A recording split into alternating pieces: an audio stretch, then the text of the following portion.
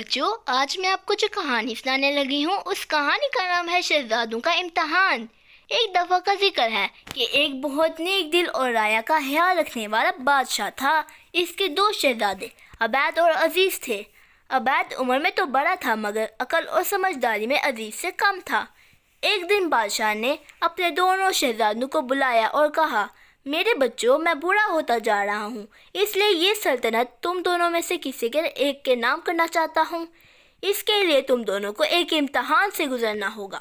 تم دونوں الگ الگ سمتوں میں جاؤ، میں تمہیں 10 اشرفیاں دوں گا۔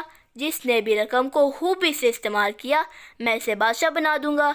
دوسرے دن دونوں نے اپنے والدین کو الوداع کہا اور چل پڑے۔ کچھ دیر چلنے کے بعد عبید ایک شہر میں پہنچا جہاں اسے گھڑیوں کی ایک بہت بڑی دکان دکھائی دی۔ کافی دیر کے بعد اسے ایک سونے کی گھڑی پسند آئی اور اس نے وہ لے لی۔ اس کا خیال تھا کہ بادشاہ کو یہ گھڑی بہت پسند آئے گی۔ دوسری جانب شہزادہ عزیز ایک گاؤں پہنچا جہاں پانی کی بہت قلت تھی۔